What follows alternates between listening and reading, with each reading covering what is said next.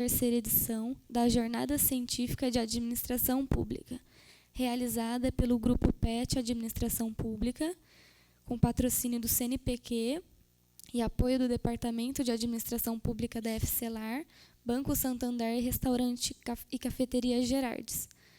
Nesse momento, convidamos a comissão do científico da 13ª Jornap para realizar a entrega dos títulos de menção honrosa aos melhores trabalhos apresentados no primeiro dia de evento.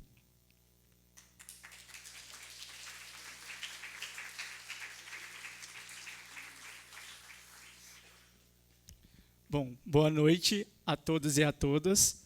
Nós, do PET Administração Pública, acreditamos que a promoção deste evento, com caráter científico, é de extrema relevância para a consolidação do nosso campo, o campo de públicas, pois é através de encontros como a Jornap que trocamos conhecimentos, aprendemos e ensinamos, tudo em prol de uma administração pública melhor, pensada para todos os âmbitos federativos e para todos os setores da sociedade.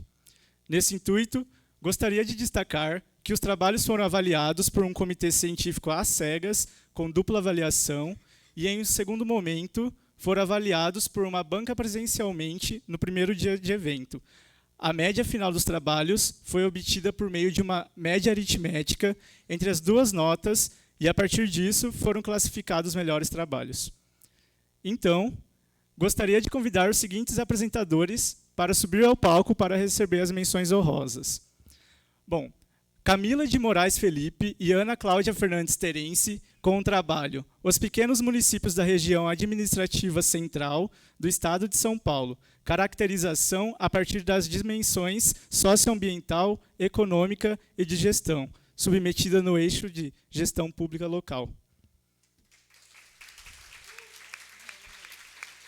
Ninguém?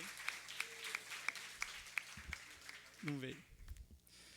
Lauana Simplício Pereira e Thomas Piva Figueiredo, com o trabalho Planejamento e Orçamento em Educação no município de São Paulo, no período de 2013 a 2018.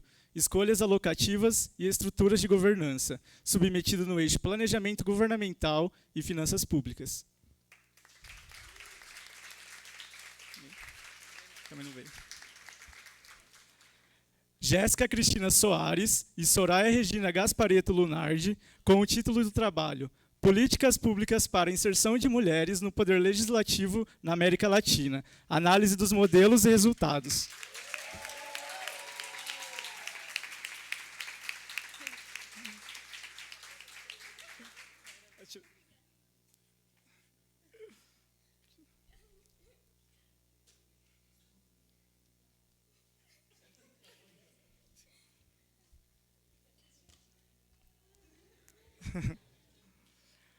Marcos Paulo Andrade e Ana Cláudia Capella, com o trabalho Agenda Governamental no Governo FHC, um estudo sobre as prioridades do Executivo Federal no período 1995 a 2002.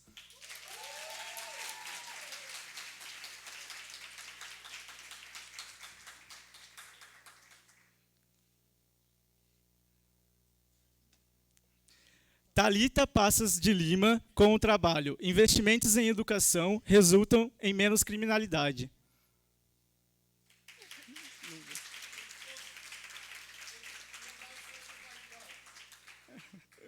E Bruna Cristina Camacho e Soraya Regina Gasparetto Lunardi, com o trabalho O Administrador Público e a Súmula Vinculante, seu não cumprimento, suas consequências e punições.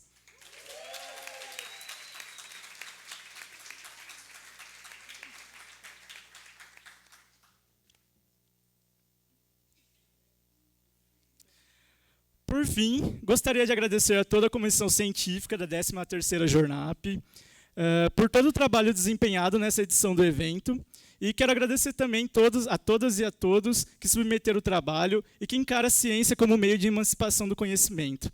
Passo a palavra agora para a Bruna Cristina Camacho, que irá dar sequência ao andamento da conferência. Muito obrigado.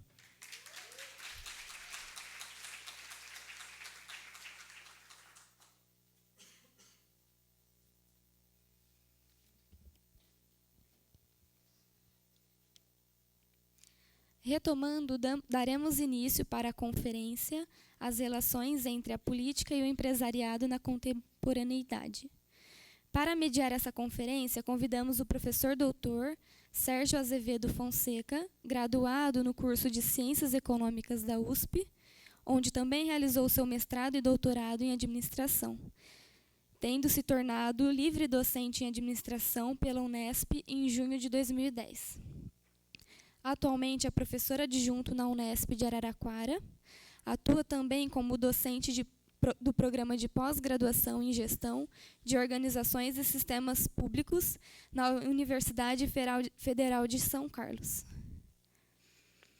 Os principais temas de sua produção científica são políticas públicas socioambientais, incubadoras de empresas, desenvolvimento local sustentável, inovação na micro e pequena empresa, cooperação universidade, empresa, sociedade, gestão da inovação e economia solidária.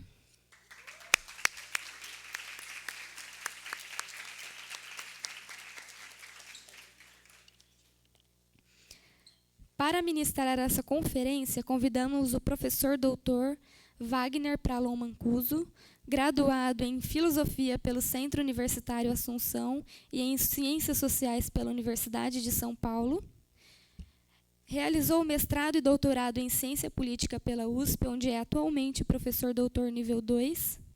É professor e orientador credenciado nos programas de pós-graduação em Ciência Política e Relações Internacionais. Foi membro da diretoria da Associação Brasileira de Ciência Política, ABCP, e possui experiência na área de ciência política, com ênfase em políticas públicas, atuando principalmente nos seguintes temas: grupos de interesse e de pressão, lobby, ação política empresarial, financiamento político e análise do processo decisório.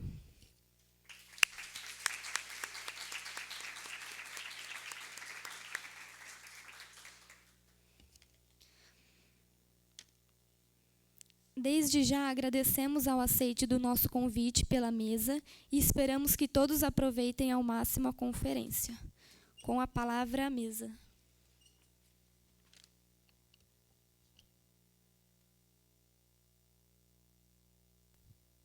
Bem, boa noite a todas, a todos.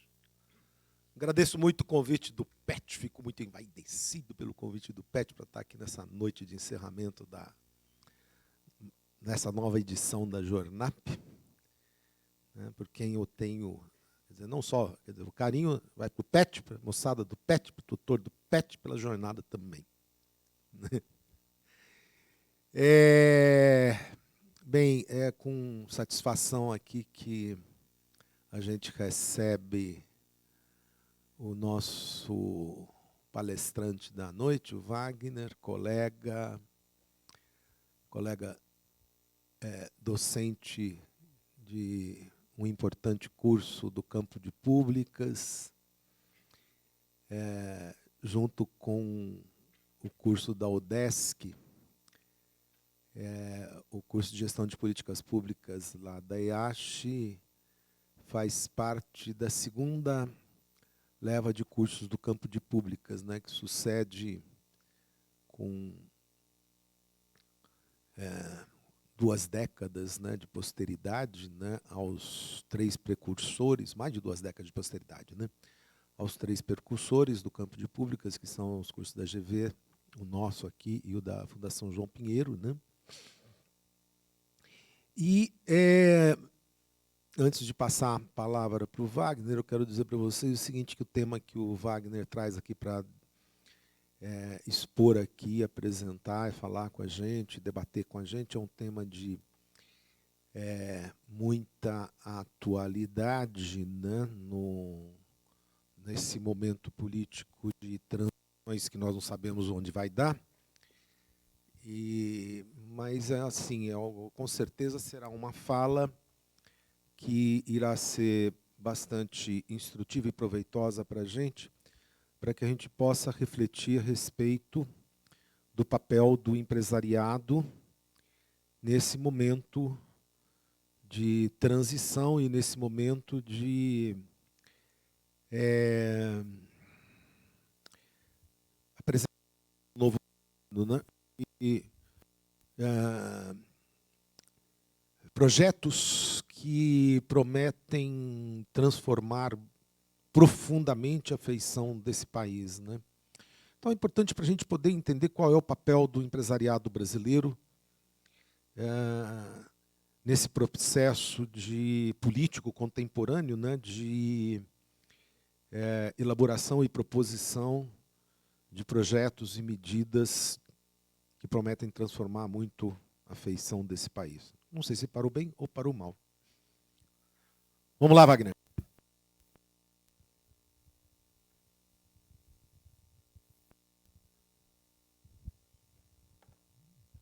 Alô. Boa noite a todos e todas. Prazer conhecer vocês, estar aqui. Obrigado pelo convite.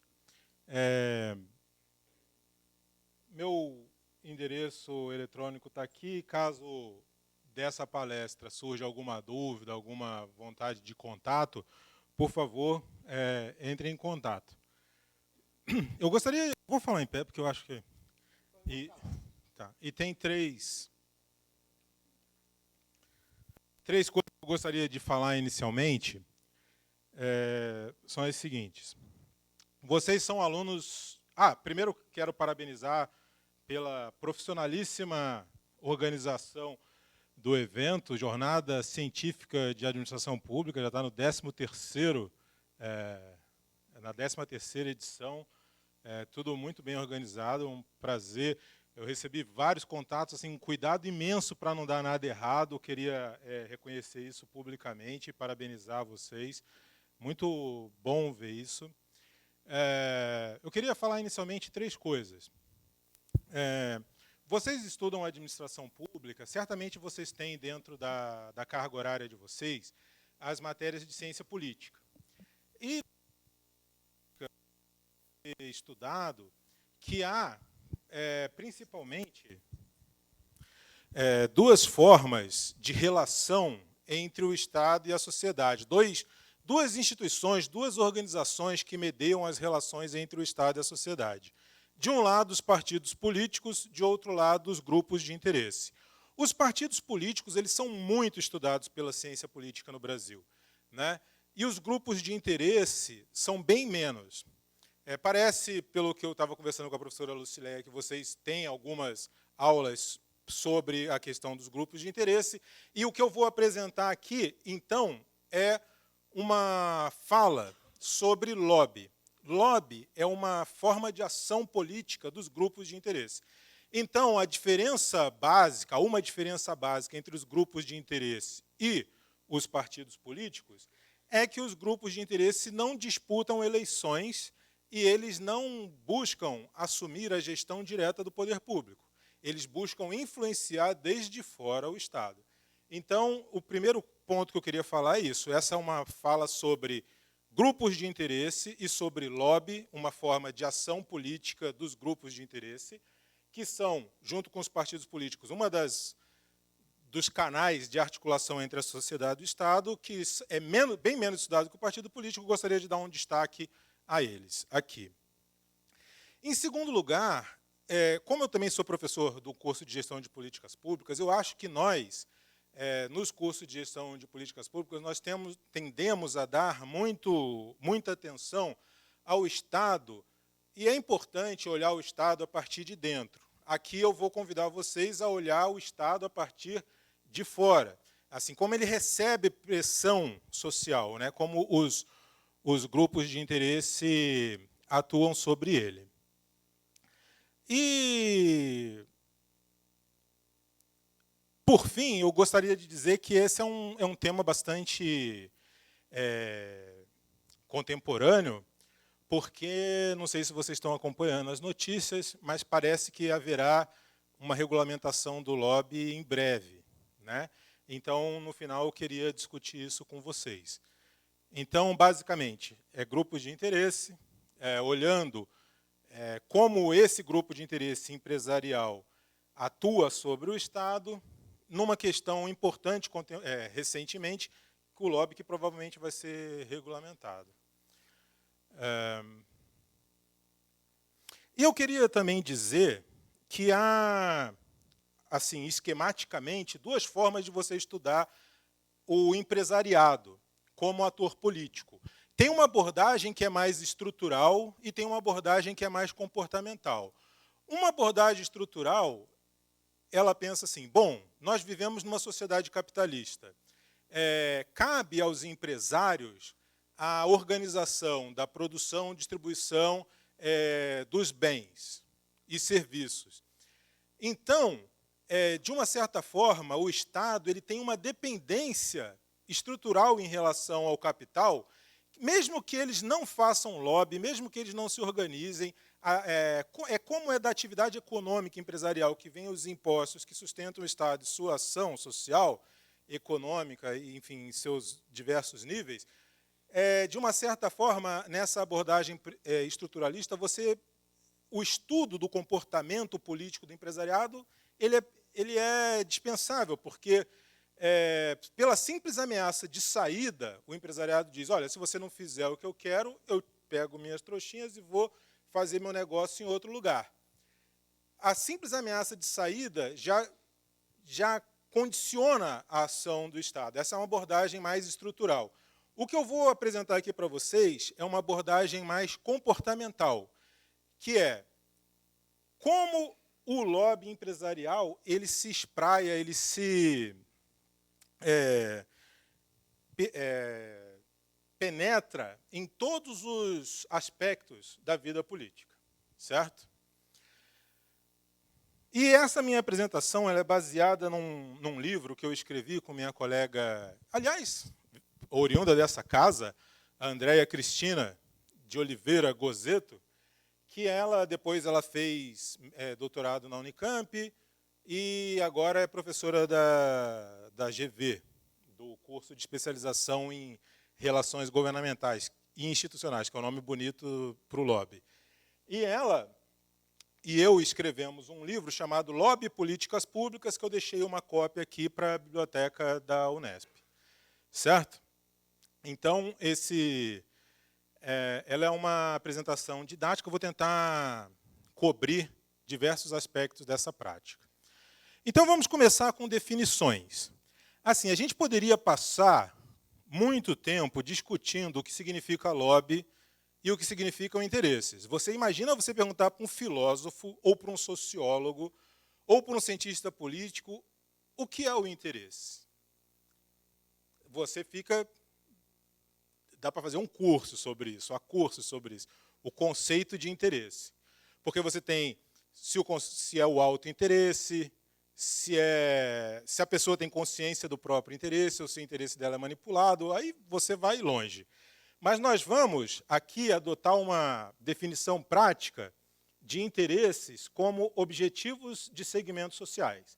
A ideia, então, é que a sociedade ela é dividida em segmentos, setores, e esses setores têm objetivos que eles buscam junto ao governo. Os objetivos que os segmentos sociais buscam junto ao governo, eu vou chamar de interesses.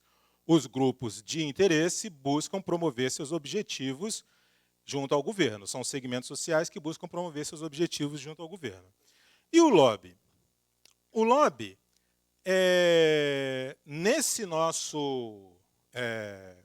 nessa nossa fala aqui, eu vou definir como a defesa dos interesses desses objetivos junto a membros do poder público que podem tomar decisões.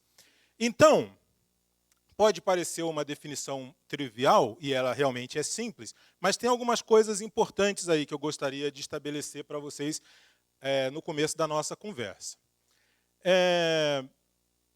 Então, primeiro, o lobby ele é uma palavra que, obviamente, vem do inglês, mas ele é bem comum no nosso dia a dia, né? As pessoas usam até, por exemplo, vão pressionar um professor para aumentar a nota, falam que vai fazer um lobby junto ao professor, ou então lobby pela sei lá como é que se chama, convocação, pela nomeação de um filme para o Oscar. Enfim, pressão em geral, as pessoas chamam de lobby. Mas eu não estou me referindo aqui a uma pressão, por exemplo, na Academia Cinematográfica dos Estados Unidos, nem a uma pressão à nota com os 3 professores aqui. Eu estou falando, portanto, de uma defesa de interesse junto com membros do poder público. Mas não... Então, por exemplo, em última instância, um burocrata do nível de rua, um policial, um professor na sala de aula, ele também é um membro do poder público, recebe seu salário do poder público. Mas eu estou me referindo aqui a membros do poder público que podem tomar decisões. Decisões, geralmente, administrativas, se eles são do poder executivo, ou legislativas, se eles são do poder legislativo, ou até mesmo decisões judiciais, se eles são do poder judiciário. Então, eu estou falando aqui, basicamente, de uma ação junto a governantes, a legisladores ou a juízes. Certo? E esse assunto é um assunto muito controvertido, porque ele tem, basicamente, eu estou trabalhando nisso desde a iniciação científica, certo? Eu estava falando com o professor Sérgio, que eu comecei a minha carreira em 95, fazendo iniciação científica, depois fiz mestrado, doutorado, sempre nesse assunto. E eu percebi que existem 4 abordagens diferentes sobre o lobby por aí, e que esses 4 atores muito falam, mas eles praticamente não se entendem, que são o acadêmico, o lobista, o jornalista e o membro do poder público. Então, você imagina, você tranca numa sala um lobista, um jornalista, um professor, como eu, e um decisor, um membro do poder público, para falar sobre o lobby. Então, por exemplo, o que o acadêmico quer? Ele quer entender o fenômeno. Mas, como eu estou aqui tentando apresentar uma visão científica sobre o lobby. Só que eu sou muito convidado por lobistas, por jornalistas e por tomadores de decisão para me ouvirem, porque eles sabem que eu estudo isso há muito tempo. Só que depois que eu falo, geralmente eles ficam um pouco frustrados. Porque, assim, depois de me ouvirem falar sobre o lobby, eles falam assim, mas, professor, eu queria uma coisa mais concreta. Como que eu posso ser bem-sucedido no meu lobby? Eles querem eficiência. O jornalista, ele sempre quer, assim, pô, muito legal isso tudo que você falou, mas, afinal de contas, o lobista é ou ele não é influente? E a resposta, muitas vezes, é uma resposta depende, entendeu? E o membro do poder público, ele quer uma forma para você lidar o problema. Então, quando eu falo, os outros 3 reagem dessa forma. Nem sempre muito... O lobista, quando ele vai falar sobre lobby, ele basicamente tem 2 abordagens. Primeiro, é o que se chama, não sei porquê, a moda hoje em dia é chamar casos de cases. Eles basicamente relatam cases, e isso é interessantíssimo. Então, por exemplo, eu já participei de dezenas e dezenas de eventos com lobistas, e aí você vê, por exemplo, o que o lobista da empresa Tigre faz, uma campanha de conscientização ou de promoção do saneamento básico, para aí poder vender tubos e conexões. Ou então, um lobista de uma indústria farmacêutica tentando convencer o governo de que vacinar a população contra uma doença, mesmo que a vacina tenha, sei lá, 60%, 70% de eficácia, é algo importante. Então, você vê eles basicamente falando de casos. Então, você vai ouvir lobista, ele basicamente fala assim, ó, fala sobre si, sobre o que eles fazem, relatam os casos. E outra coisa que é praticamente um mantra deles é dizer que corrupção é uma coisa e lobby é outra. Lobby seria feito de forma transparente, à luz do dia, e corrupção, o crime. Só que nós, quando vamos ouvir os lobistas, a gente fica assim, putz, é outro case. E um case interessantíssimo, por exemplo, é o caso da Uber. Como que eles montaram, vocês devem ter visto, há alguns anos atrás, na época, principalmente que estava se discutindo a regulamentação da Uber em nível municipal, do transporte por aplicativo, eles criaram uma um botãozinho lá dentro do Uber, quando a gente chamava o carro, que era basicamente, se você concorda que a Uber deve ser permitida no seu município, aperta nesse botãozinho que já vai uma mensagem automática para o seu vereador para fazer pressão sobre ele. O lobby eletrônico da Uber. Muito interessante isso. Mas eu não quero apenas ouvir cases. Eu quero chegar a conclusões mais gerais.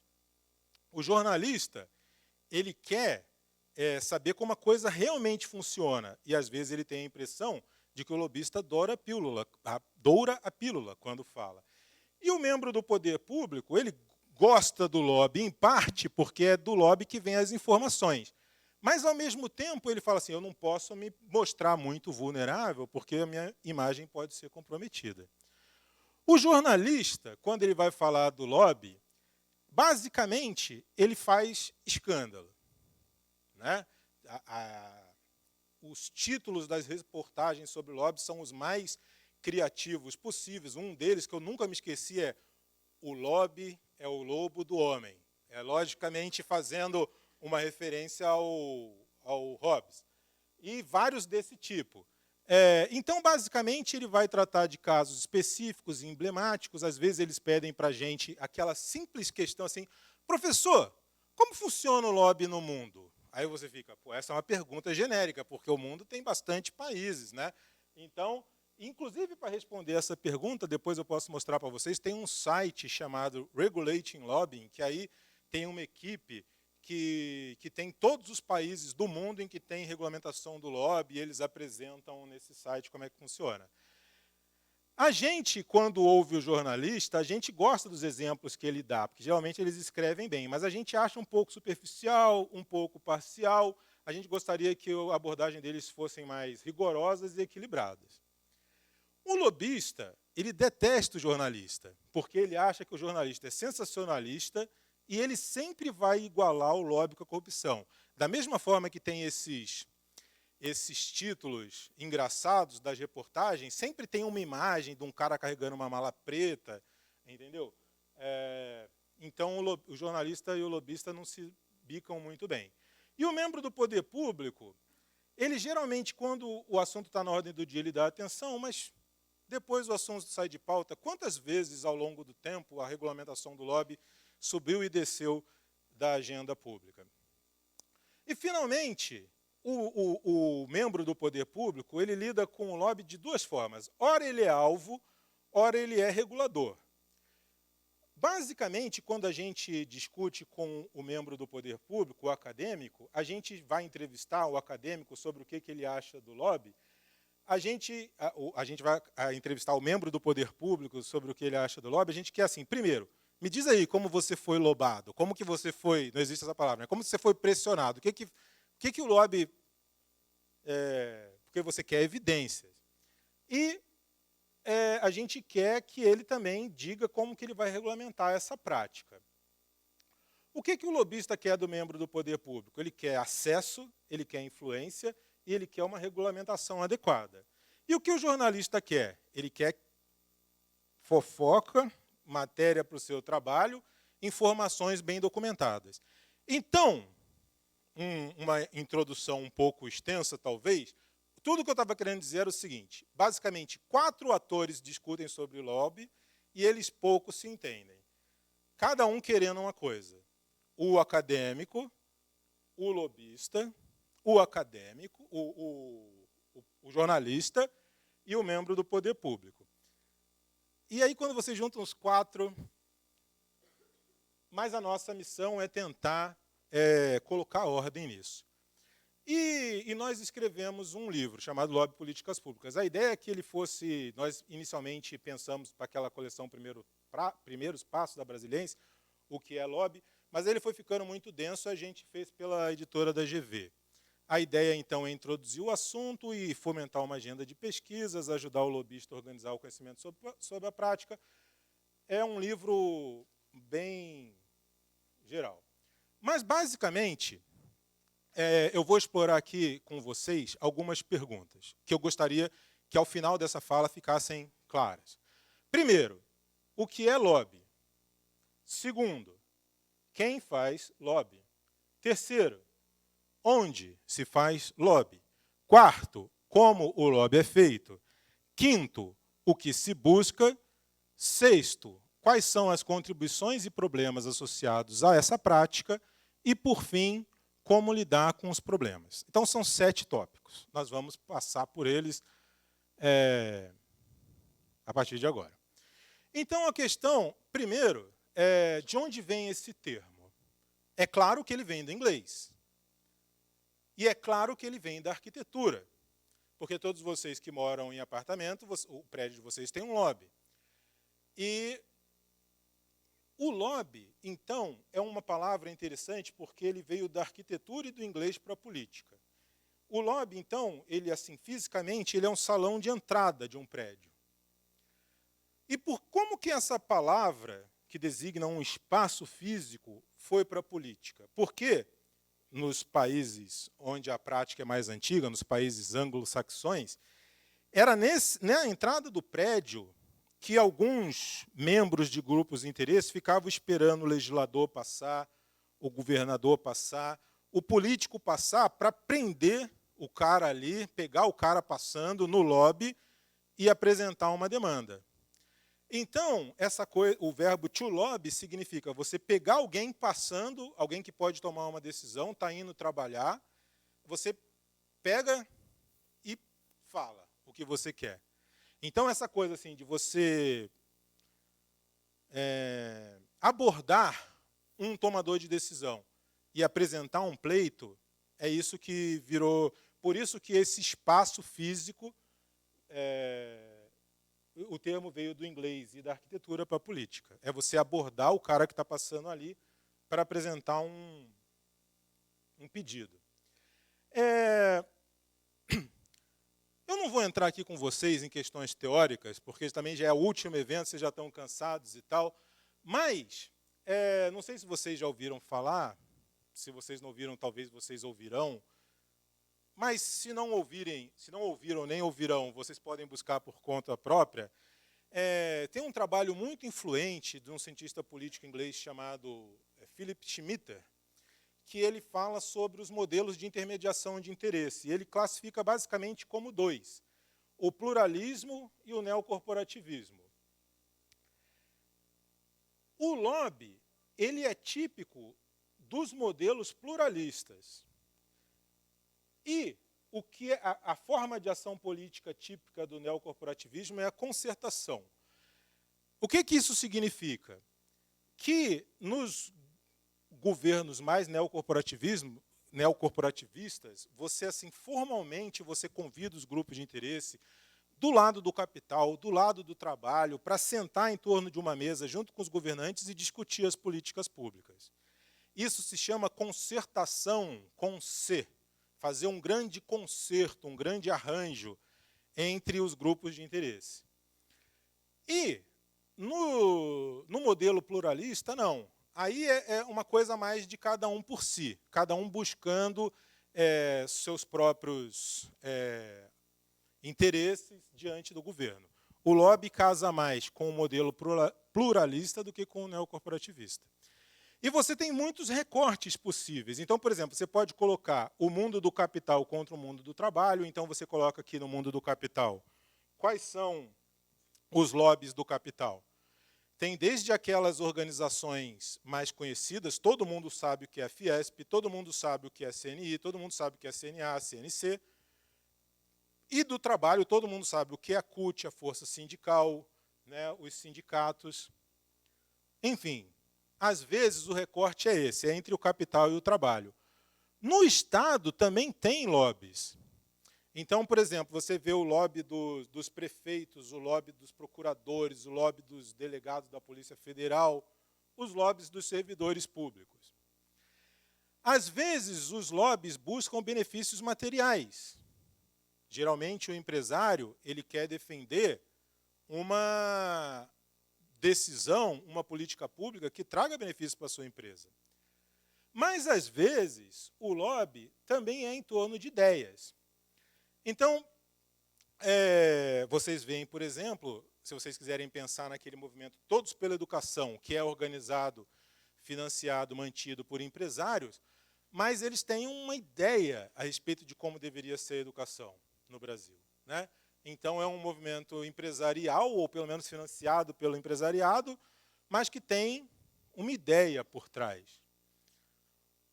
O interesse buscado pode ser mais difuso, pode ser, por exemplo, lobby ambientalista, o lobby contra a corrupção, ou ele pode ser feito até em nome de minorias desprivilegiadas. O lobby geralmente tende a ser mais fraco desse grupo. Como, por exemplo, ONGs que, parece, o motorista estava falando que vieram ONGs aqui falar com vocês, ONGs que defendem as mais diversas causas, desde as crianças de rua, as pessoas em situação de rua, as pessoas com deficiência, enfim. Tudo isso para dizer que o universo do lobby é muito amplo e você precisa recortar para estudar. E também tem alguns conceitos correlatos. A Luciléia estava me falando pelo Zap hoje que alguns de vocês fazem estágio, por exemplo, numa empresa de lobby de São Carlos, chamada Siga a Lei, que é basicamente um doutor em ciência política com vocações empreendedoras. Ele criou uma empresa de lobby. E alguns de vocês estagiam lá. Geralmente, as pessoas... Lobby é uma palavra que tem em português, principalmente, ele tem uma carga meio pejorativa, né? Parece que você está fazendo alguma coisa errada. Então, dificilmente eles falam que eles são lobistas. Eles falam assim, a gente trabalha com relações públicas ou com relações governamentais. Relações públicas é uma coisa mais geral, relações governamentais é uma coisa mais específica, ou advocacy. Advocacy é geralmente a forma que as ONGs, os grupos de interesse considerados, entre aspas, ou que se consideram, entre aspas, do bem, eles gostam de designar a sua própria atividade. Eu não estou fazendo lobby, não estou buscando algo para mim exclusivamente. Eu estou fazendo advocacy, eu estou defendendo uma grande causa junto ao governo. Então, aí você tem esses conceitos correlatos. Para mim, as coisas são bem parecidas. Então, de uma certa forma, esse era o primeiro ponto que eu queria falar. O que é lobby? Em segundo, aí vocês vão ver aqui, todos esses slides têm um negócio aqui, agenda, que eu poderia falar com vocês sobre a agenda de pesquisa em cada uma dessas 7 tópicos, mas a gente pode conversar sobre isso depois. Vamos primeiro entender, para depois discutir. Segundo dos 7 pontos. Quem faz lobby?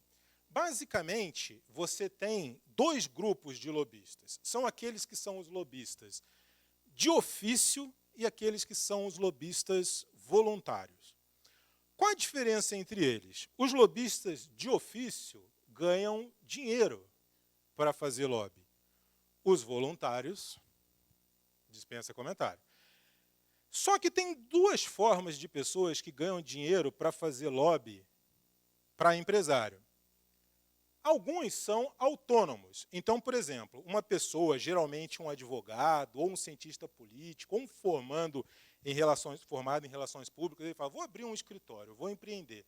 Aí abre um escritório de relações governamentais.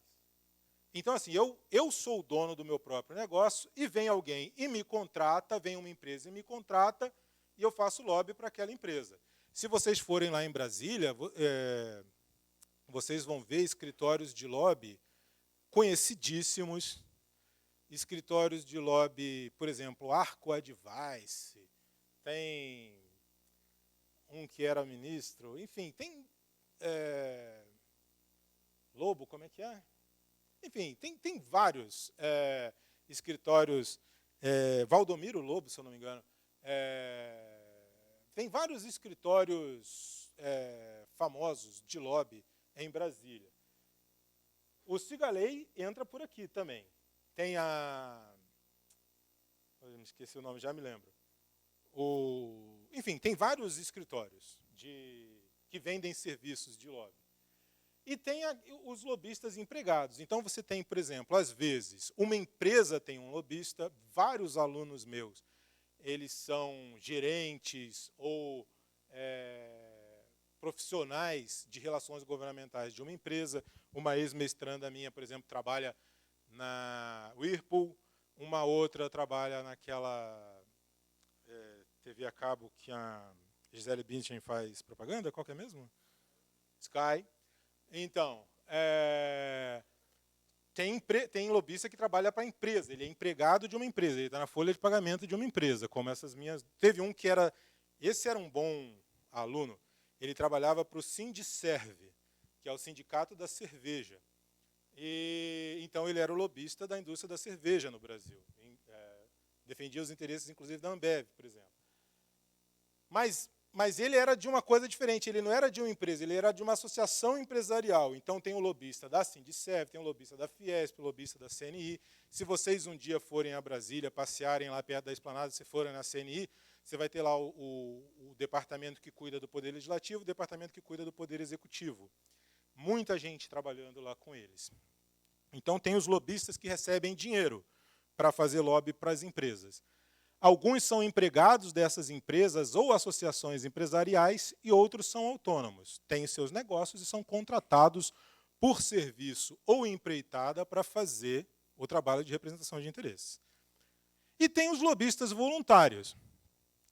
Eu acho que agora está fácil exemplificar isso, porque você pega... Todo mundo sabe, aqui em Araraquara ou perto tem, eu vi no caminho, por exemplo, a Havan.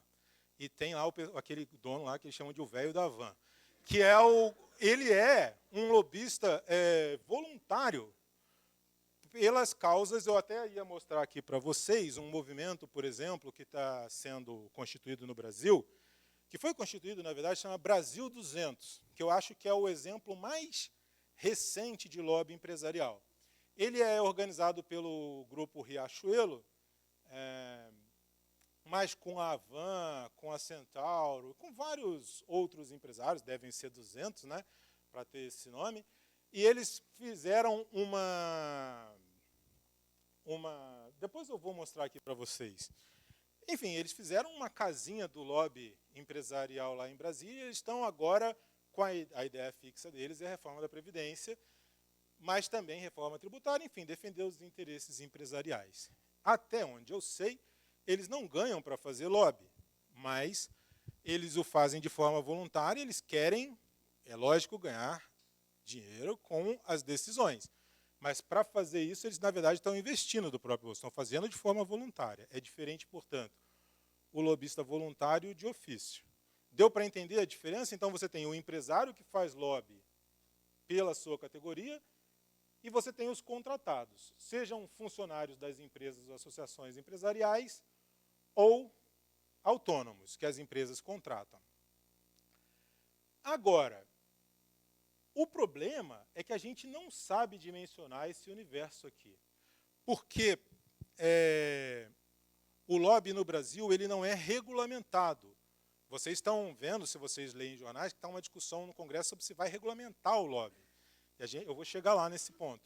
Mas, como não é regulamentado, não tem informação sobre quantos existem. Agora, recentemente, em 2017, na verdade, no Cadastro Brasileiro de Ocupações, na Classificação Brasileira de Ocupações, foi criada a ocupação de profissional de relações governamentais e institucionais. Agora vai ficar mais fácil, porque muitos dos que eram empregados, lobistas empregados, eles não eram contratados com esse nome. Agora existe na Classificação Brasileira de Ocupações. Então deu para entender já o que é lobby e quem faz. Agora, onde se faz o lobby? Esse é o terceiro dos nossos 7 pontos. A divisão básica é assim, pode se fazer dentro do país ou fora. E os empresários atuam em todos esses planos. Então, por exemplo, no Poder Executivo, quem são os alvos do lobby? São, em primeiro lugar, o presidente da República. Em segundo lugar, seus auxiliares diretos, ministros. E dentro dos ministros, os secretários. Dos ministérios, os secretários. No nível dos estados, o governador, os secretários também. E no nível municipal, o prefeito e seus secretários. Vocês já devem ter estudado a reforma gerencial do Estado dos anos 90 no Brasil. Ela criou as agências reguladoras. E as agências reguladoras também são alvo do lobby.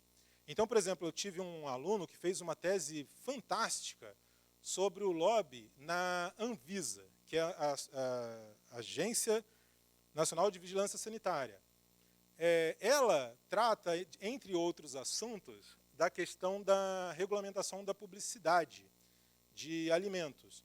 Então, tinha uma discussão pesadíssima sobre se você pode fazer propaganda, por exemplo, de guloseima para as crianças, porque isso, teoricamente, pode trazer problema de saúde, obesidade, problema de dente e tudo isso. Então, tinha um jogo de interesses dentro da Anvisa sobre a regulamentação da propaganda de alimentos para crianças, assim, gigantesca. E ele estudou isso. No legislativo, a mesma coisa. Você pode ter lobby sobre deputado federal e senador em nível federal, deputado estadual, vereador. Geralmente, as pesquisas elas focalizam o poder executivo e o poder legislativo em nível federal. Pouquíssimas coisas tem, pouquíssima literatura tem sobre lobby no nível estadual e no nível municipal, seja sobre o poder executivo ou legislativo. E uma coisa curiosa, isso aí dá muita confusão. Quando você vai falar sobre lobby no poder judiciário, os advogados falam, eu não faço lobby. Eu, ao defender o interesse de um cliente numa causa, eu estou cumprindo meu papel de advogado. Mas mesmo além desse papel trivial, comum, cotidiano, né, dos advogados em processos judiciais, nós estamos vendo cada vez mais espaços de lobby no judiciário. Então, por exemplo, nós temos visto o Supremo Tribunal Federal convocando audiências públicas para debater, por exemplo, o problema das cotas, a questão do aborto de fetos anencéfalos, a questão das drogas, enfim, diversos temas que foram, em torno dos quais foram convocadas audiências públicas, e aí ele chama, convida, convoca grupos de interesse para irem lá apresentar seus pleitos, fazerem seus lobbies. Modelo de financiamento de campanha também. Outra coisa é o amicus curiae, quando uma terceira parte, que não tem nada a ver com o caso, chega e fala, opa, eu acho que eu posso desempenhar esse papel de amicus curiae, o amigo da corte, trazer um aporte para esse debate, para essa discussão sobre o processo judicial que está em pauta. O lobby no Poder Judiciário praticamente não existe em pesquisas no Brasil. Agora estão surgindo pesquisas sobre a atuação dos grupos de interesse nessas audiências públicas, do STF, no papel de amicus curiae. No plano externo também. Então, por exemplo, aqui, vindo para a Unesp, o motorista falou, aqui é tudo cana. Eu falava, mas não era a cidade da laranja? Era, agora tem mais cana. Então, por exemplo, tem uma associação que se chama Única, que vocês devem conhecer, que é o lobby canavieiro. E eles abriram escritórios de lobby nos Estados Unidos e em outros países também. Então, você, às vezes, tem um empresariado brasileiro se articulando para atuar junto ao membro do poder público de outro país. E os americanos e outros empresários fazem a mesma coisa aqui. Por exemplo, a gente não estuda isso em políticas públicas, mas poderia estudar. Então, por exemplo, tem a Câmara de Comércio Brasil-Estados Unidos. Ela ia dar um prêmio para o Bolsonaro em Nova York, mas parece que o prefeito não curtiu, né? E eles fazem lobby também pelos empresários. Tem Câmara de Comércio de tudo quanto é país, com o Brasil, com vários países, né? Então, ao mesmo tempo, o empresariado brasileiro faz lobby lá fora e o governo brasileiro recebe lobby dos... É bom evitar desastres. Recebe lobby de países estrangeiros. Também existem, vocês sabem, vocês têm estudado isso provavelmente, processos decisórios de âmbito regional. Então, você imagina o que é um processo decisório no Mercosul, quando nós precisamos decidir a alíquota comum de um produto X para o Mercosul. E aí você tem o empresariado Brasil, Argentina, Uruguai, Paraguai fazendo lobby no processo de definição dessas alíquotas. E, da mesma forma, processos decisórios globais. Vocês, por exemplo, não sei se vocês já estudaram a OIT, a Organização Internacional do Trabalho, um órgão ligado à ONU, ela tem resoluções diversas sobre a proteção ao trabalho. E isso, a elaboração dessas resoluções normativas, elas são frutos recebem pressão de empresários e trabalhadores. Né? Então, onde se faz lobby? Em toda parte. Ele é um fenômeno onipresente. Terceiro dos 7 pontos. Agora, como se faz lobby? Quarto ponto, passando da metade aqui. Ele também se desdobra em todas as fases. Então, às vezes, ele remonta à escolha dos tomadores de decisão. A gente sabe que, às vezes, por exemplo, no Poder Judiciário, os tomadores de decisão eles são escolhidos por concurso público. Teoricamente, você não pode fazer lobby, você não pode afetar a nomeação de um cara que foi escolhido por concurso público. Tem aqueles princípios constitucionais de você... Mas, quando o tomador de decisão é eleito, ou quando ele é nomeado, por exemplo, o presidente da República, o deputado, o senador, o vereador, ou quando ele é nomeado, o secretário, o ministro, muitas vezes o lobby está aí. Antes do cara ser pressionado, você tem uma pressão para que o governo escolha, nomeie um ou outro para a posição de secretário, para a posição de ministro. E também os lobbies, às vezes, atuam no momento da eleição, que é a questão do financiamento de campanha, que aí nos levaria para uma outra discussão. Mas vocês sabem que, até 2015, predominou no Brasil o financiamento eleitoral empresarial. Assim, basicamente, de cada R$ que iam para as eleições no Brasil, 3 vinham de empresas. 75% do dinheiro das campanhas era de empresas. Em 2015, o STF proibiu, mas até aí predominava. E eles afetavam bastante também nesse momento.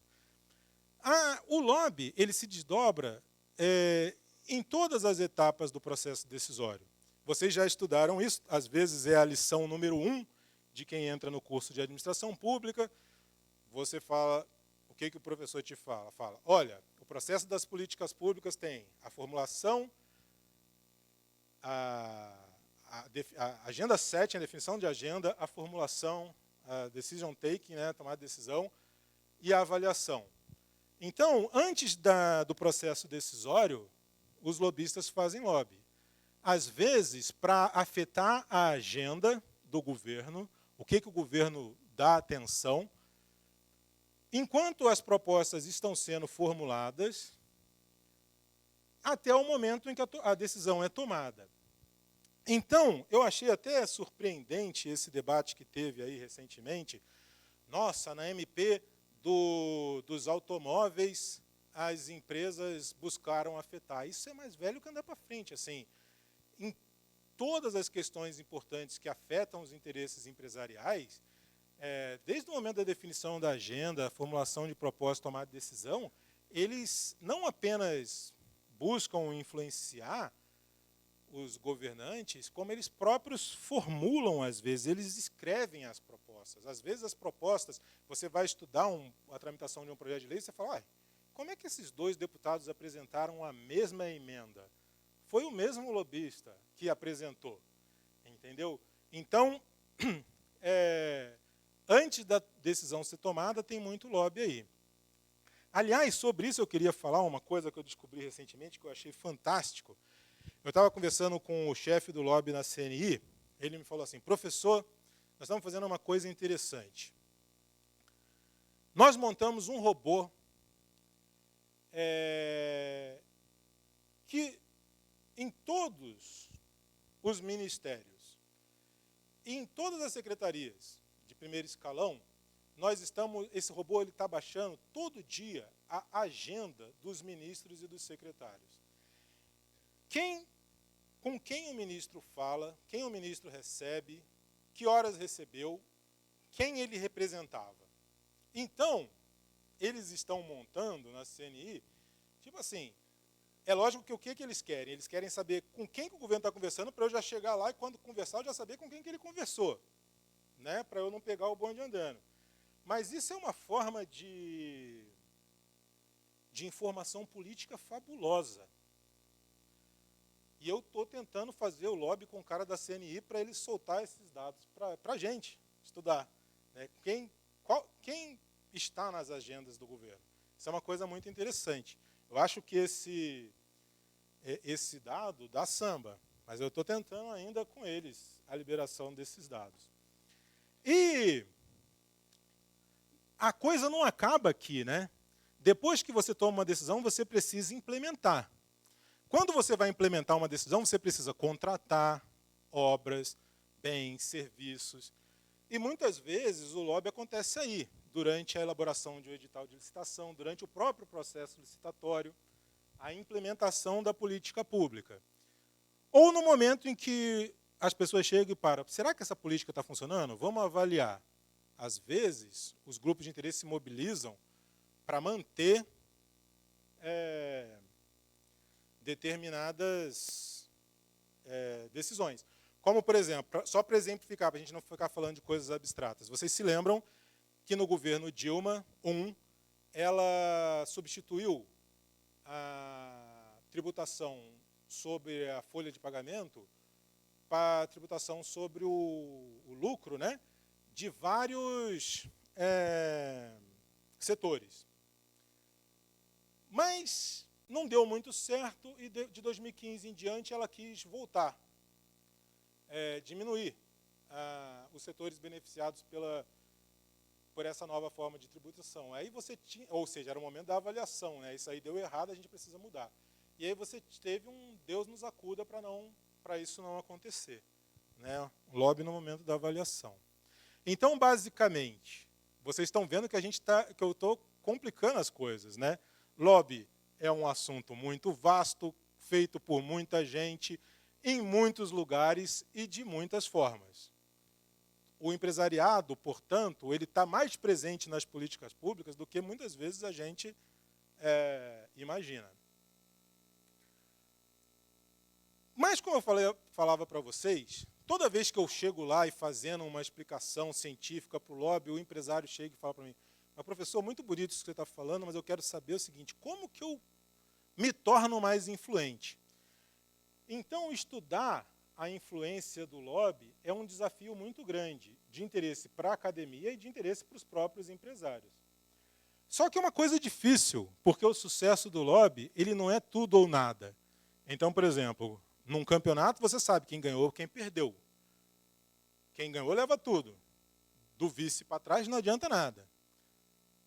É uma questão de tudo ou nada, um campeonato de futebol. O lobby não é assim, porque às vezes, por exemplo, o Guedes está falando, eu quero economizar 1 trilhão. Se não for 1 trilhão, não serve. Mas, quando você começa uma negociação, você começa falando assim, que você quer 1 trilhão. Aí você negocia, às vezes cai para 500, 600 bilhões. Não foi 1 trilhão, mas também não foi nada. Então você vai dizer, o empresariado foi bem ou mal sucedido na campanha da reforma da Previdência, se a reforma da Previdência for aprovada, em vez de economizar 1 trilhão, economizar 500 bilhões. E também não é uma questão de uma vez por todas, porque a política, por natureza, ela é um processo infinito. Assim, você ganha uma coisa hoje, você tem que sempre permanecer vigilante, porque amanhã você pode perder. Eu acho que eu nem preciso fazer comentários sobre o orçamento das universidades, né, como teve altos e baixos nos últimos anos. Então, o sucesso do lobby das universidades por mais financiamento tem altos e baixos, do empresariado também. Como que você mensura? Geralmente, os acadêmicos eles têm 2 formas de você estudar quão influente o lobby é. Às vezes é por impressões. você pergunta para o governante, vem cá, essa sua decisão ela foi influenciada pelo lobby? Mas qual é o problema que acontece? Das duas, uma. Ou o governante pode chegar e falar, ele quer dizer que ele é muito solícito, e fala, não, foi influenciada, que isso, eu conversei com todo mundo, atendi os interesses de todo mundo. Ou então ele quer dizer que ele é invulnerável, ele fala, não, isso aí veio da minha cabeça, eles falaram, mas quem decidiu foi eu. Então, às vezes é a impressão do governante, às vezes é a impressão do próprio lobista, mas o lobista ele pode ter o mesmo problema, às vezes ele quer mostrar serviço, ele fala, não, isso aí fui eu que consegui. Às vezes, ele já quer dissimular, ele fala, não, meu trabalho é muito difícil, mas ele está sempre obtendo vitórias. E, às vezes, a impressão que você busca é de acadêmico, jornalista, só que aí é uma coisa muito baseada em impressão, que você acha. Às vezes, acadêmicos perguntam para mim e para outros especialistas qual é o grupo de interesse que você acha mais influente. Você tem que fazer uma pesquisa empírica para saber sobre isso, né? Mas, às vezes, a mensuração do resultado, do lobby, da influência do lobby, é com base em resultado. Você vai estudar um processo decisório, você vê qual foi o resultado e você busca levantar elementos na tramitação de um projeto de lei ou na formulação de uma política pública que mostra realmente como que o lobby afetou ali. Mas um problema muito comum é que as pessoas, às vezes, acham que só existe o lobby e o governante, enquanto o mundo da política é muito, muito, muito, muito, muito mais diverso. Então, tem outros fatores que afetam a influência do lobby também. Por exemplo, a cabeça do tomador de decisão não é um papel em branco em que o lobby escreve o que ele quer.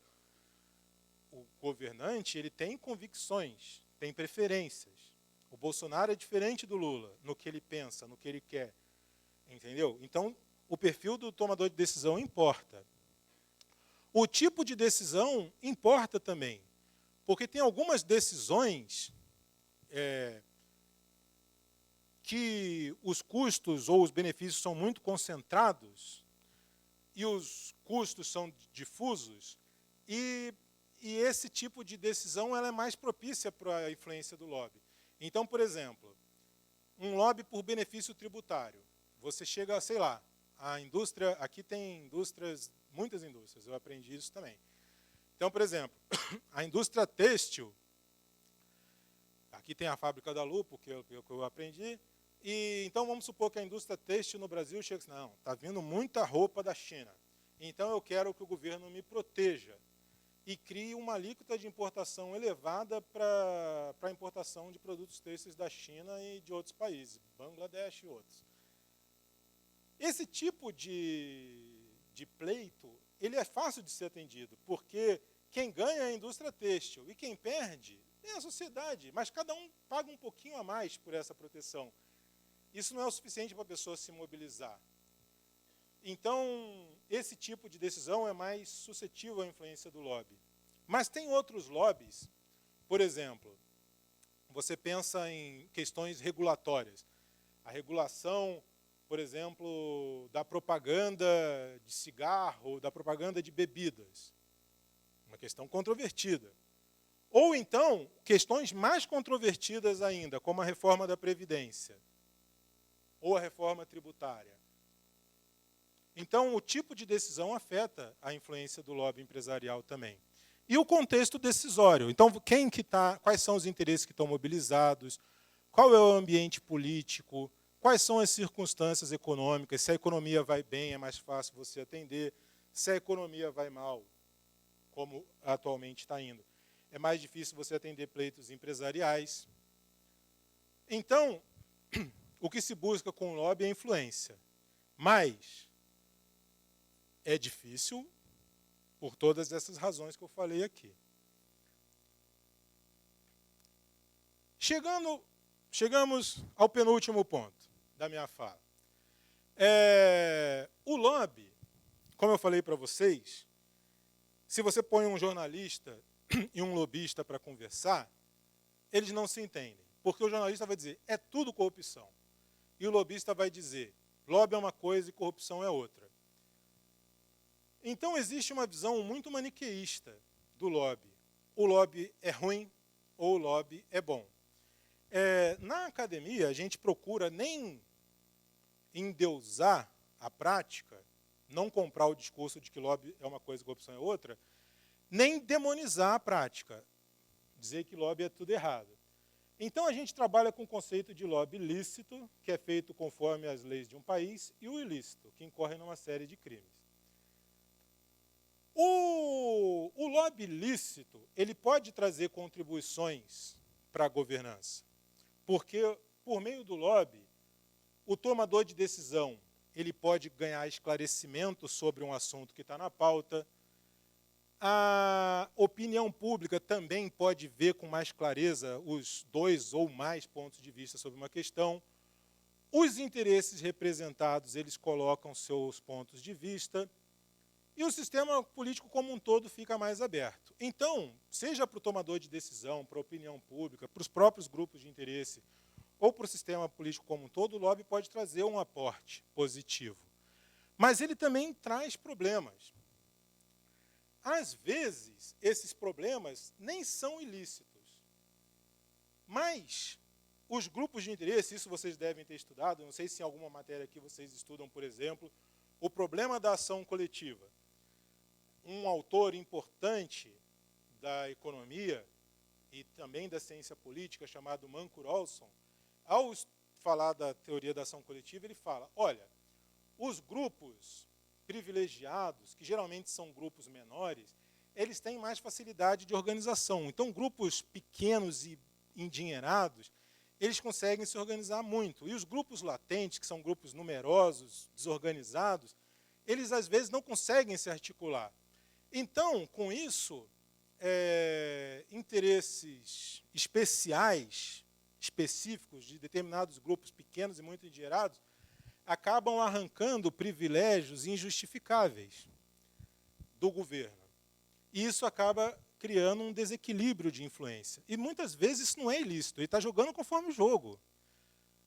Mas as regras do jogo favorecem esses grupos de interesse pequenos e muito endinheirados. É a grande questão, por exemplo, de um setor empresarial contra o interesse dos consumidores, ou os contribuintes, grupos grandes e desarticulados, né? Esses são problemas do lobby lícito. E tem o lobby ilícito, que aí é criminoso, que você vai fazer um lobby, você incorre em corrupção, tráfico de influência, diversos crimes previstos pelo Código Penal, né?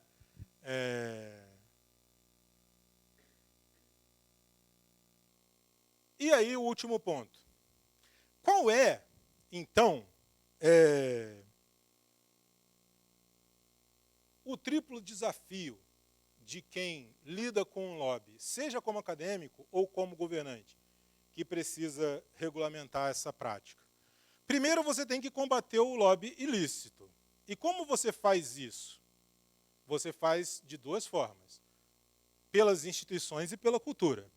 Então, por exemplo, você precisa criar, fomentar uma cultura de probidade, de integridade no serviço público. Mas isso não basta. Você precisa também fortalecer órgãos de controle interno. Vocês devem ter essas matérias, e vocês devem ter visto a importância, por exemplo, de ouvidorias, controladorias, dentro da administração pública para evitar más práticas.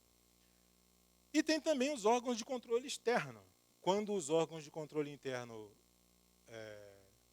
não funcionam, a gente apela para quem?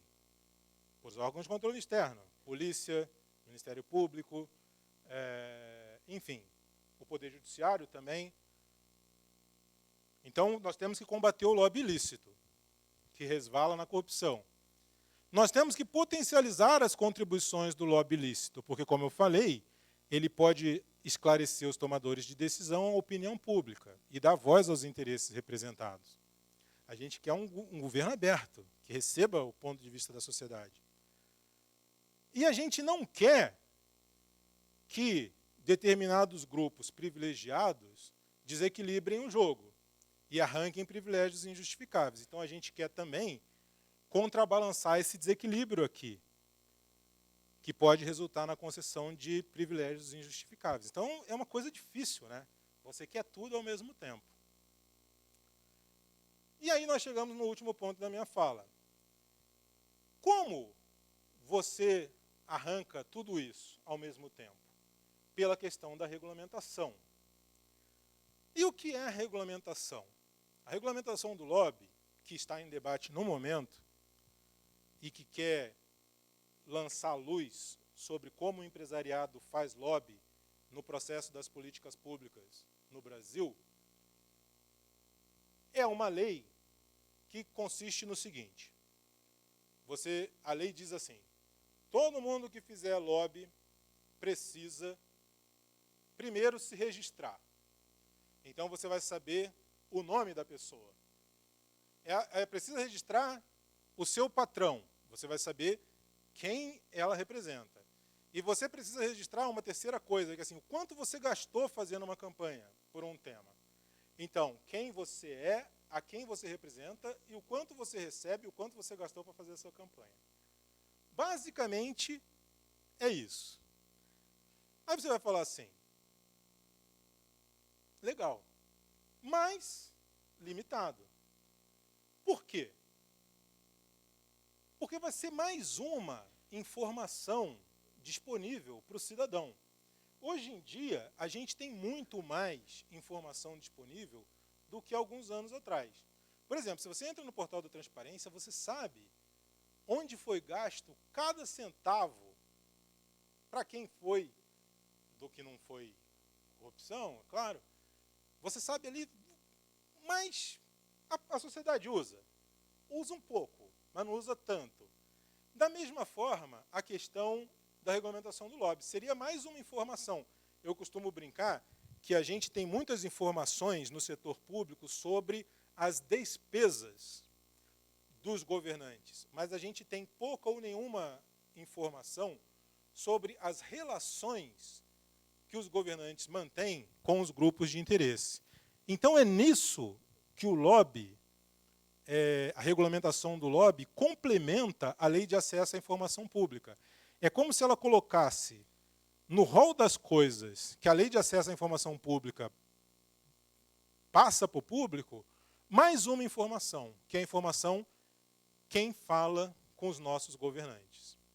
Aí você vai falar, mas isso é pouco, porque eu estava brincando no outro dia, com base num autor aí da ciência política que falou o seguinte, quando a informação se prolifera, o bem escasso passa a ser a atenção. Porque você começa a ver assim, nossa, tem um monte de informação agora que o governo está me dando, agora inclusive sobre quem faz lobby junto ao governo. Mas como que o cidadão vai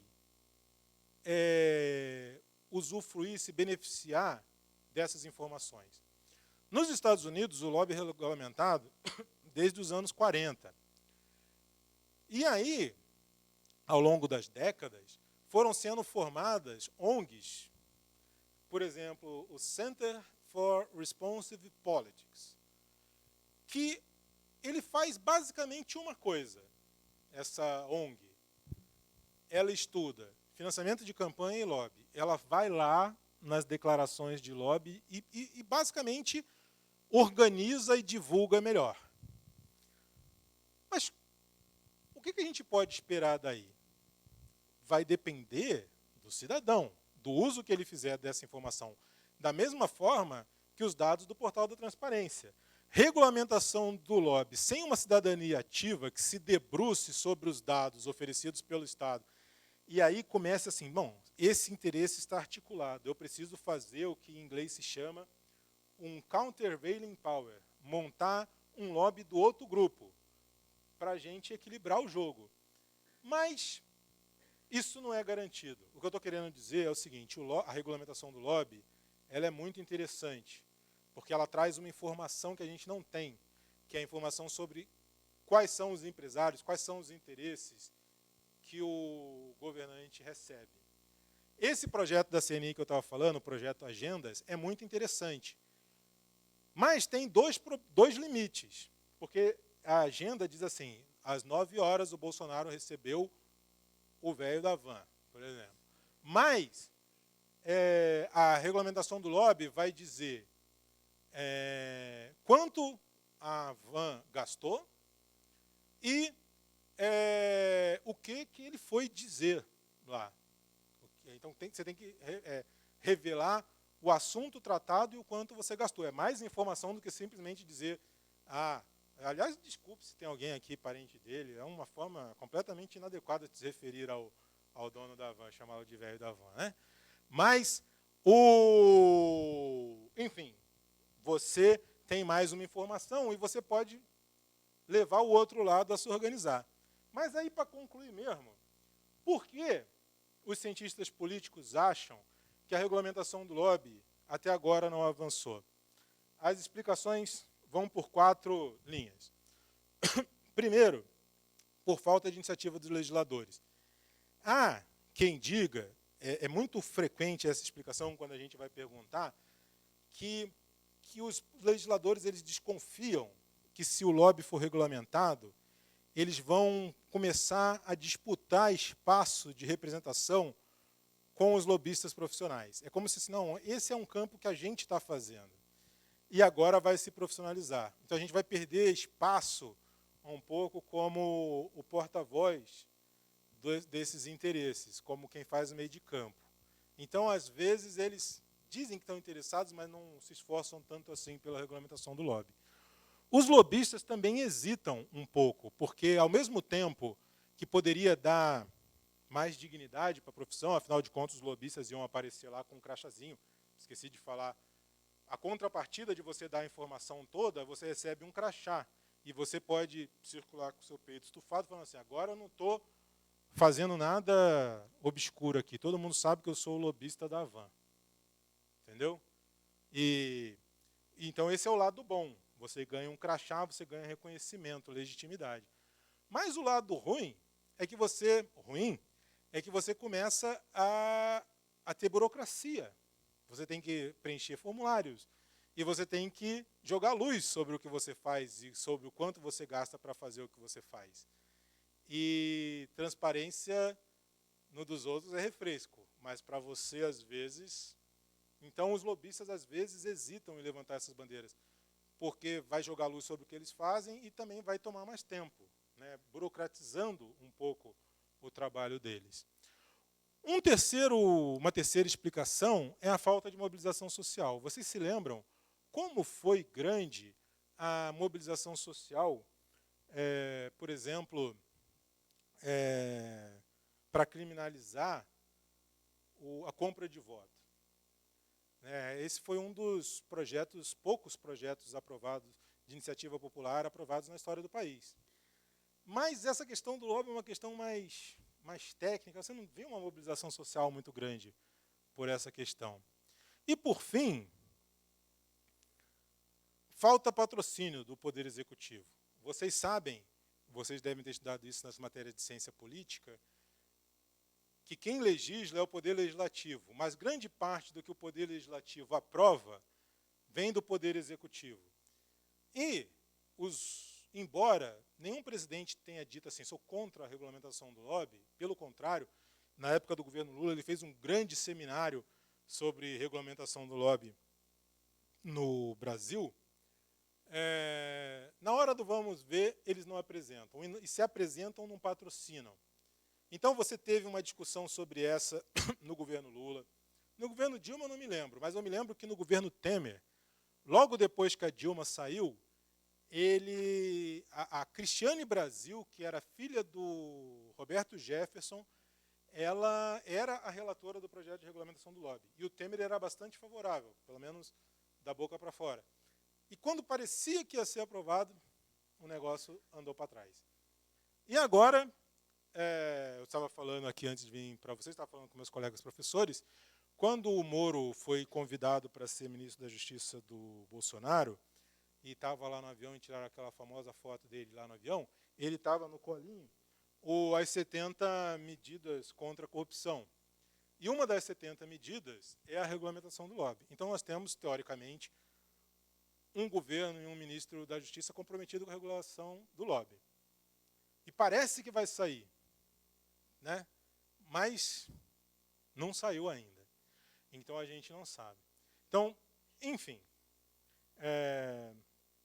o que eu queria, ao longo dessa longa fala aqui, agradeço pela atenção, pelo silêncio raro e compenetrado de vocês, mas eu tenho uma tese, que esse silêncio é devido aos celulares, né? Porque acabou esse problema de bagunça na sala de aula, os alunos não falam mais entre si, eles ficam olhando no celular, né?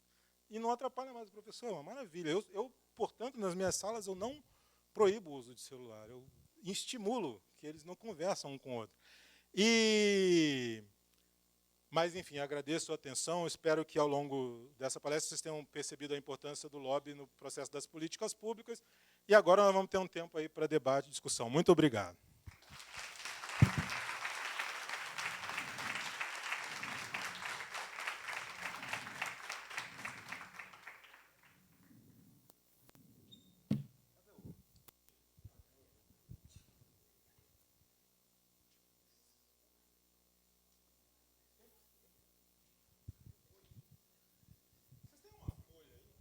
Só para anotar as perguntas. Uma folha de caderno.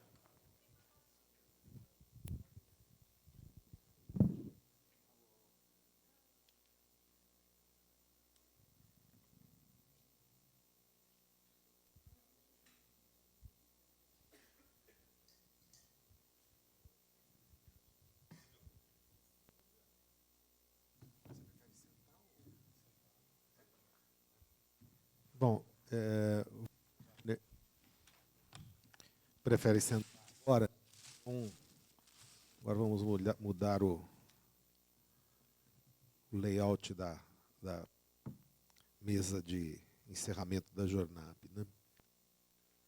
De início, vou abrir para que vocês formulem as questões. Não sem antes, de coração, agradecer. Aprendi muito com a sua fala. Uma fala muito instigante que, de fato, traz à tona uma série de reflexões que passam desapercebidas, né? Pelo menos por mim, têm passado desapercebidas, embora a gente saiba que isso existe, mas não temos a noção da intensidade, da profundidade, né? E da dimensão, enfim, que a temática do lobby ela ocupa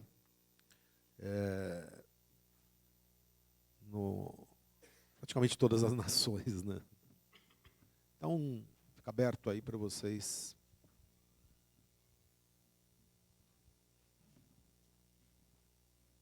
Ninguém vai levantar a mão? Olha lá.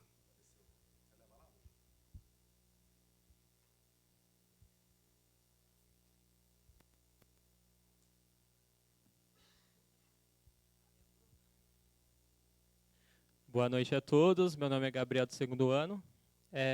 Parabéns pela apresentação, conteúdo muito relevante. Eu gostaria de adicionar uma dúvida, referente ao caso de rent seeking, que é as grandes corporações que mudam o ambiente social ou ambiental para tirar proveito disso. Como ficaria essa questão referente à regulamentação do lobby?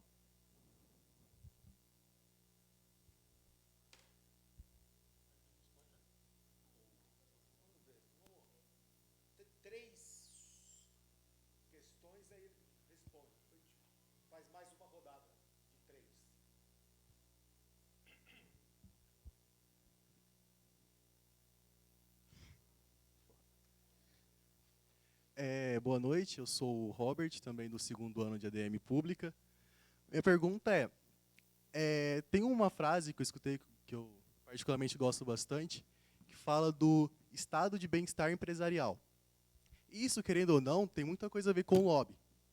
E de que forma esse estado de bem-estar empresarial pode prejudicar e ajudar a economia?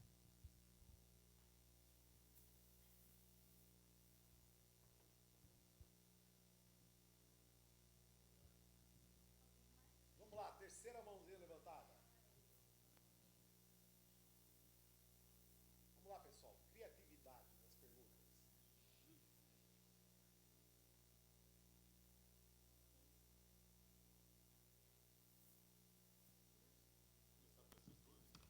pensando por enquanto. Bom, obrigado, Gabriel e Robert. Robertson. Robert? Robertson. Muito bem. Então vamos começar pela pergunta do Gabriel. O Gabriel usou essa expressão rent seeking. Rent seeking é uma expressão que vem do inglês e vem da economia, que é basicamente um comportamento orientado para a extração de renda junto ao Estado.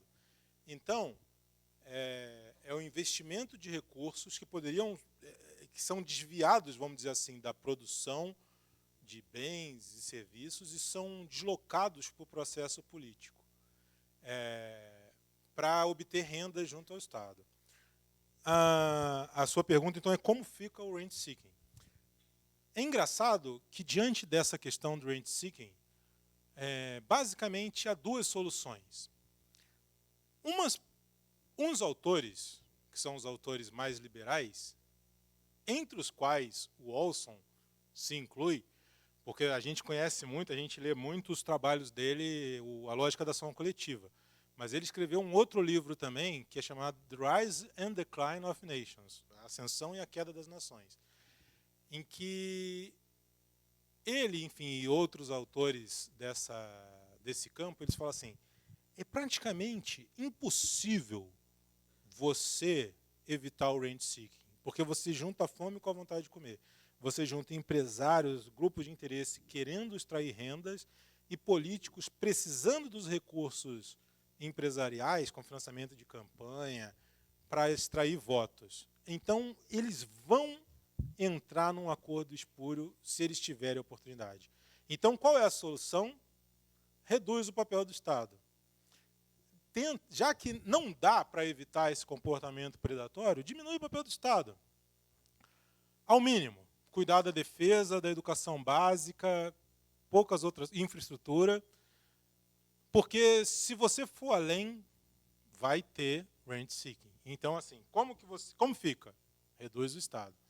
Tem outros autores que acham, por exemplo, não sei se vocês já leram, um sociólogo americano chamado Peter Evans, que ele fala, não, a relação entre o Estado e o empresariado, ela não precisa ser uma relação de predação, que acontece nos estados predatórios. Ela pode ser virtuosa, como acontece nos estados desenvolvimentistas. Ele estava pensando basicamente nos tigres asiáticos, no auge do processo de desenvolvimento desses países, que é quando você tem uma burocracia autônoma, mas, ao mesmo tempo, que se relaciona com os grupos de interesse para receber inputs, pontos de vista, demandas. Enfim, então, se você coloca os defensores do Estado mínimo e o Peter Evans para discutir, eles vão discordar sobre como fica. E essa é a graça, porque a gente vê que o Estado mínimo deixa muito a desejar, e aí a gente já faz uma ponte com a questão do Robertson, do estado de bem-estar empresarial, mas, ao mesmo tempo, a gente vê, toda vez que um Estado faz um ensaio desenvolvimentista, muitas vezes acontece corrupção mesmo, porque é muito dinheiro rolando e muita oportunidade. Então, o difícil é você ter um Estado desenvolvimentista orientado para o bem-estar social que não incorra no rent seeking. Mas, se fosse fácil, vocês não precisavam estudar administração pública, né? Agora, nessa questão do estado de bem-estar empresarial, se a prejudica ou atrapalha, essa é a discussão que nós estamos fazendo aqui. Assim, pela primeira vez, eu acho, numa campanha presidencial, o presidente da República não mentiu. Ele falou assim, não, eu realmente pretendo, embora o debate eleitoral mesmo tenha girado em torno de questões como kit gay e enfim, questões morais, ele falou assim, não, por exemplo, na reforma trabalhista, que é um dos itens do estado de bem-estar empresarial, ele falou, não, eu vou criar uma carteira verde e amarela. Ele usou a seguinte expressão, a regulação trabalhista no Brasil ela precisa beirar a informalidade. Ele falou isso, todo mundo sabia. Ele não mentiu. Na coisa da reforma da Previdência, a mesma coisa, ele defendeu. Ele falava assim, o custo do empreendedor, o custo do empreendimento no Brasil é muito grande e a gente precisa diminuir. Então, por exemplo, em última instância, o que está em debate na reforma da Previdência é o fim da contribuição previdenciária patronal, que você retira essa parte da contribuição que os patrões dão ao financiamento da Previdência e passa para a sociedade. Por exemplo, eu estava vendo outro dia uma entrevista com o Marcos Sintra, que é um burocrata importante, que discute questões tributárias. Ele estava falando, vou substituir a contribuição previdenciária patronal por uma coisa diferente, que vai ser um imposto, que eu não vou falar que é CPMF, mas é como se fosse. Né? Ele não vai chamar de CPMF, mas é um imposto sobre circulações financeiras. Todo mundo vai pagar uma coisa e uma parte desse dinheiro vai para financiar a Previdência, que hoje é uma forma de desonerar a atividade produtiva.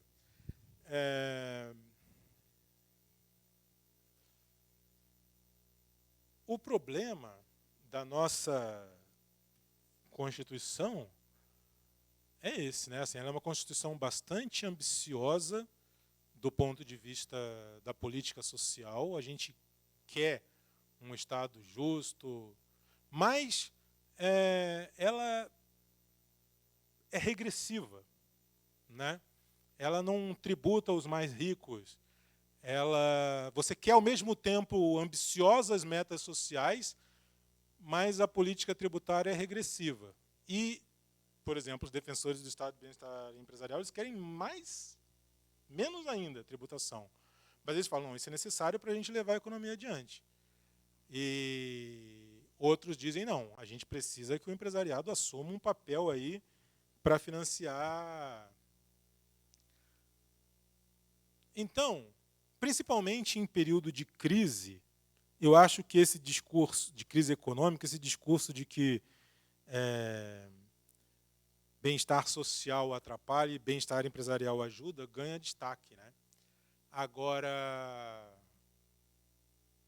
o fato é que, nos períodos recentes em que o desemprego foi menor, como, por exemplo, 2014, você não precisava, o desemprego estava em taxas baixíssimas e você não precisou cortar nada, direito trabalhista nem direito previdenciário.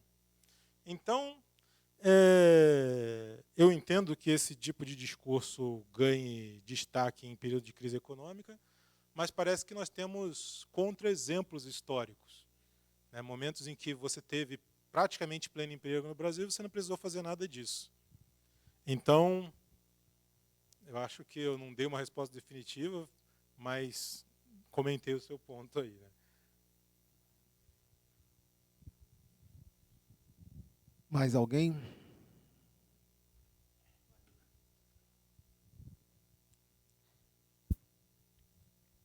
Oi, meu nome é Marina, eu estou no 4º ano de Administração Pública.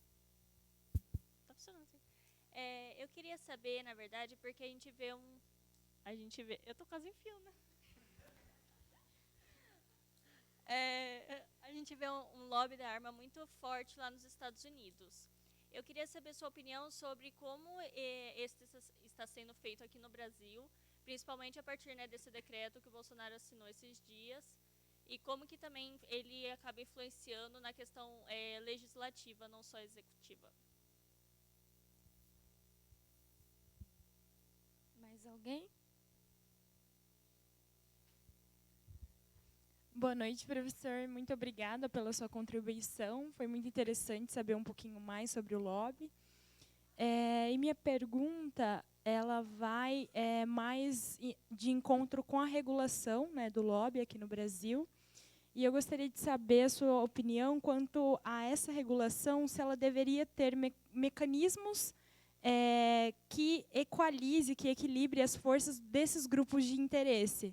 Porque, vendo só a informação do que eles estão fazendo ou quanto eles estão gastando, às vezes não vai diminuir a influência de grandes corporações sendo mais favoráveis do que pequenos grupos. E aí eu acabei pensando, por exemplo, a indústria do agronegócio no Brasil e grupos indígenas, tribos indígenas. Mais alguma?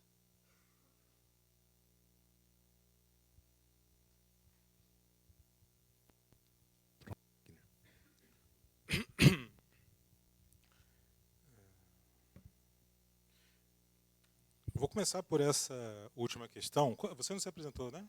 Patrícia. A questão da Patrícia. Então, essa é uma pergunta importante. Porque como o lobby, como eu falei para vocês, talvez tenha ficado um pouco perdido no início da fala, o Schmitter diz, o lobby ele é típico dos sistemas pluralistas. No mundo ideal do pensador pluralista, toda vez que um interesse se constitui, um interesse oposto se constitui também, o que eles chamam de countervailing powers. Então, assim, a sociedade ela é formada de grupos que se contrapõem. Então, por exemplo, a obra-prima do pluralismo, uma das obras-primas, é o Who Governs, do Robert Dahl, que ele estudou a estrutura de poder na cidade onde ele lecionava, em Yale, que é New Haven. E lá ele falava, a política X era dominada por um grupo de interesse, já a política Y por outro. Não tinha um grupo de interesse que dominava ao mesmo tempo todas as políticas públicas, como a teoria elitista faz supor. Então, indo para o seu ponto, o Estado não precisa fazer nada, porque a própria sociedade se organiza, um interesse se forma de um lado, o countervailing power se forma do outro lado, e a sociedade naturalmente se equilibra. O pluralismo levou uma série de pauladas teóricas, inclusive do Olson, quando ele chega e mostra que os grupos pequenos e bem financiados, eles tendem a ser grupos privilegiados que prejudicam os grupos latentes. Então, essa sua pergunta ela é crucial, porque disponibilizar a informação é extremamente importante para que os grupos os countervailing powers se formem, mas nada garante que eles se formem. Porque você organizar um grupo de interesse leva dinheiro, leva tempo, né? E os grupos mais pobres, como você está falando aí, os indígenas diante do agronegócio, eles têm menos dinheiro. Talvez eles tenham tempo, mas não tenham dinheiro. E know-how. Então, o que você faz? Por isso que se diz, a regulamentação do lobby ela é necessária para trazer transparência e talvez até para estimular maior equilíbrio entre as forças, mas ela não é suficiente. Mas,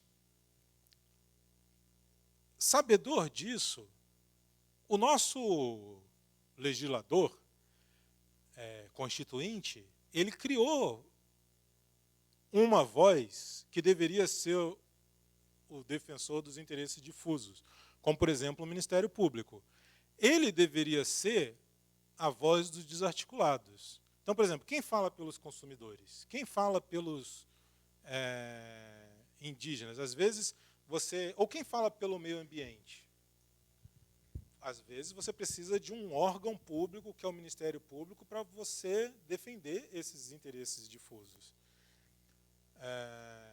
Mas o estímulo pode vir de outras vozes também, que se colocam do lado dos fracos.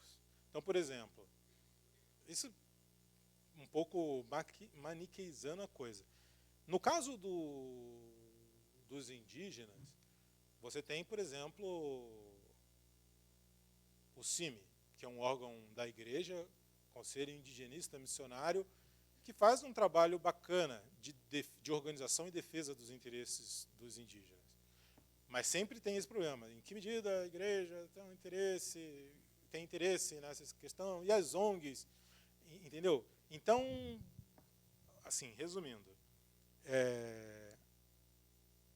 informação é necessária, mas não é suficiente. Às vezes você precisa de um órgão público, como o Ministério Público, ou você precisa de outras vozes da sociedade para se juntar junto com os mais fracos, ou desarticulados, como os índios, como os contribuintes. Você vê que no lado dos consumidores você tem PROCON, você tem diversos órgãos de defesa do consumidor, que assim, esse pessoal é desarticulado, eles não vão se organizar por si, a gente precisa de alguém que fale por eles.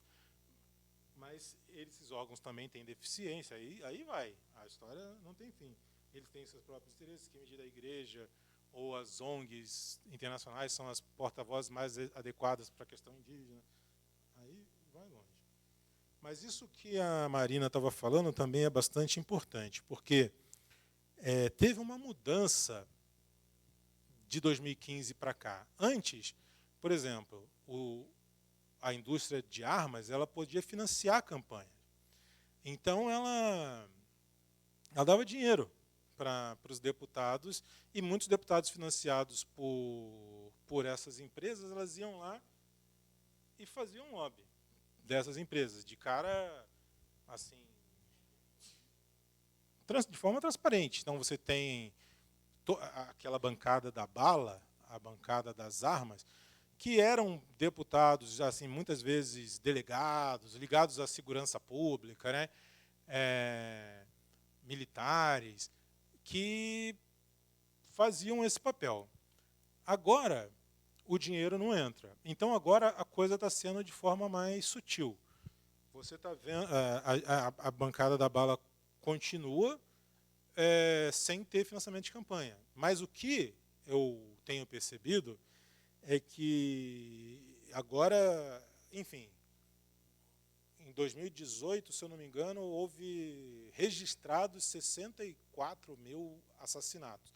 Não é fácil, não é difícil você construir um discurso dizendo que você precisa armar as pessoas para as pessoas se protegerem, se o Estado não te protege. Então, agora não tem o financiamento, mas tem o discurso, pessoas que se elegem com esse discurso.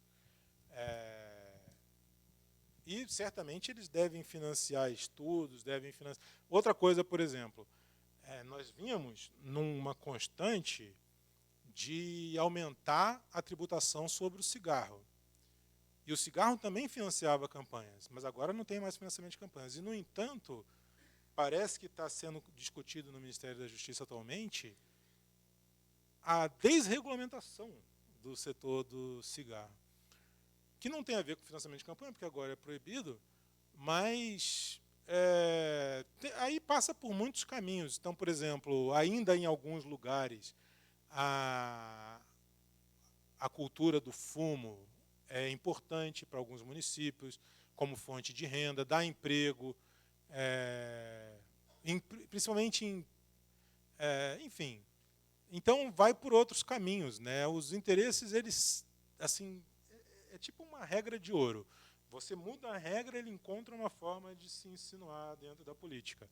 Hoje não é mais pelo dinheiro, né? Agora tem que ser, pelo que eu estou vendo, é mais pela sensacionalização da violência e pelo discurso muito parecido com o que acontece nos Estados Unidos, de que o melhor defensor da própria liberdade é o indivíduo armado, né?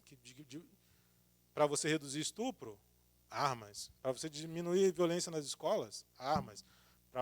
Armas. Você arma todo mundo vai ficar com medo de todo mundo e todo mundo vai se comportar de forma virtuosa. A gente sabe que não é assim que acontece, né? Mas, enfim, é o discurso que está predominando atualmente. E não pela via do financiamento de campanha. Agora, por uma via mais ideológica, eu acho. Mais alguém? Bom, eu acho que está imperando o cansaço já nas pessoas. Ô, Wagner, para encerrar, eu não vou resistir a lhe fazer aquelas duas que nós havíamos combinado lá atrás já foram abordadas, você já abordou, né? Mas uma outra questão me despertou a curiosidade aqui, que é o seguinte, quer dizer, nós estamos já de algumas décadas para cá, né, no Brasil, vivenciando um processo político em que os partidos políticos eles passaram a se descaracterizar enquanto agrupamentos de recorte ideológico, né? E então, chegamos ao ponto que hoje nós temos quantos partidos políticos no Brasil registrados? 35 partidos políticos, né? Difícil você encontrar em algum desses partidos políticos algum recorte ideológico claro, né? E a pergunta que eu lhe faço para encerrar, então, essa noite é o seguinte: esse não seria um campo fértil para que... Bom, sim, e associado a isso, há uma clara percepção de que os interesses, né, que são, como você disse lá num dos primeiros slides seus, né, expressões do lobby, você não disse com essa palavra, mas eu apreendi essa ideia, os interesses que são expressões de lobbies ou que são materializações de lobbies, eles acabam se disseminando de uma forma tentacular, né, horizontal e transversal pelos mais diferentes partidos, né? Então, você tem aí as 3 bancadas da Bala da Bíblia e do Boi, por exemplo, compostas por representantes dos mais variados partidos, né? Eu estou assim, olhando para o futuro e tomando em conta essa descaracterização partidária crescente no Brasil. A pergunta que eu deixo para você, não sei se vai responder ou para a gente refletir, é o seguinte: quer dizer, qual seria, quer dizer, de que forma que nós apontaríamos para o futuro um país, quer dizer, um legislativo, sobretudo, né, composto por partidos ou composto por lobbies e interesses?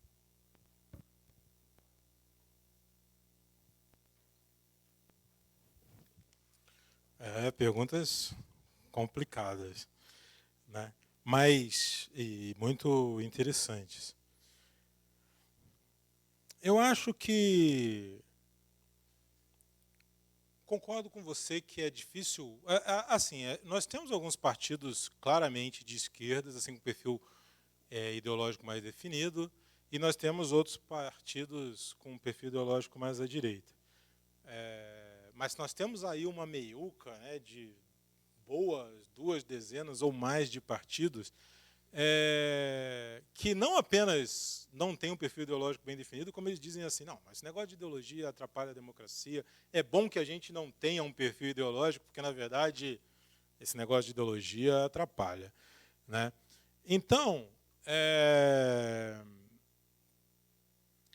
teoricamente, isso poderia tornar, eu acho que é isso que sua reflexão sugere, esses partidos menos ideológicos mais suscetíveis ao lobby empresarial. Porque, por exemplo, os de esquerda já, por natureza, seriam mais contrários e os de direita mais favoráveis. E os de centrão, vamos conversar. Mas o que eu tenho percebido é que, se tem uma característica que marca o empresariado, é a maleabilidade. Eles, por necessidade, eles conversam com todos os governos. Então, eu tenho até uma pequena divergência com... Aliás, eu sou um grande admirador do trabalho do André Singer, que é meu colega lá no programa de Ciência Política. Ele escreveu, não sei se vocês devem ter lido ou ouvido falar, 2 livros brilhantes. Um era Os Sentidos do Lulismo, quando o lulismo estava crescendo. Ele tinha basicamente uma ideia de que o lulismo era um reformismo fraco.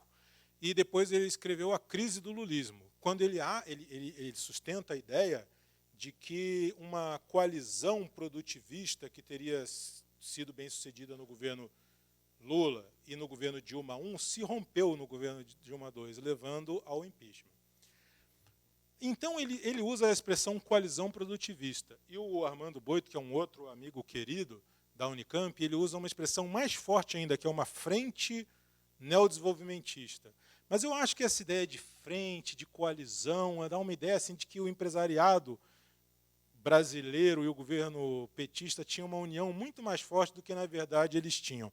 Porque eu acho que eles são muito pragmáticos. Então, enquanto o governo petista estava na crista da onda, eles sabiam assim, nós não vamos conseguir avançar na reforma trabalhista aqui, ou na reforma previdenciária, pelo menos do jeito que a gente quer, que é tipo acabar com a contribuição patronal dizendo que isso atrapalha os negócios. Então, o que a gente consegue de um governo de esquerda? A gente consegue de um governo de esquerda investimento em obras públicas, e a gente vai tentar incentivar isso, que ele nos contrate, e às vezes até por meio da corrupção. E o que mais que o governo de esquerda faz? O governo de esquerda basicamente investe em infraestrutura, obras. A gente, então, por exemplo, o governo é nacionalista, tende a ser mais nacionalista. Tem essa política de capital nacional. A gente pode sair ganhando, política de apoio setorial a diversos setores industriais, a gente sai ganhando também. E a reforma trabalhista e previdenciária a gente deixa em segundo plano.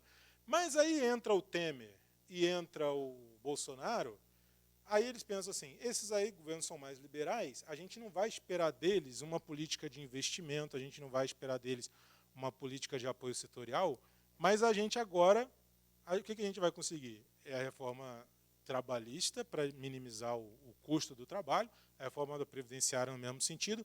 Então eu acho, concordo com você, que tem alguns partidos que, por natureza, eles são mais refratários ao interesse empresarial e tem outros que são mais suscetíveis. Mas eu também vejo no empresariado, no lobby empresarial, uma maleabilidade muito grande. Como assim, quem está no poder a gente tem que negociar e a gente arranca deles o que eles podem nos oferecer. Entendeu? E aí eles vão... Por isso que eu acho assim, que essa... E o que tem a ver o André Singer e o Boito com o que eu estou falando? Porque eles, me parece que no trabalho deles, eles ficam um pouco assim frustrados. Como é que eles meteram a faca nas costas da Dilma? Por que ela fez tudo o que a indústria queria e eles foram e fizeram o pato amarelo? Porque, na verdade, a meu ver, eles são pragmáticos, profundamente pragmáticos. Eles não formaram nenhuma coalizão, nenhuma frente. Eles vão com um governo que está... Se o governo é popular, eles se adaptam. E você tenta encontrar com esse governo o que ele pode dar. Então, nesse sentido, não foi uma traição, foi uma mudança, uma adaptação, pelo menos na minha leitura. O que o empresariado fez em relação ao governo Dilma. E que esses teóricos que trabalham com a ideia de coalizão em frente acham que eles romperam a coalizão em frente, deram uma facada nas costas. Para mim, eles foram o que eles sempre foram. Entendeu? Mas eles pragmaticamente se adaptam ao que o governo pode dar. Agora,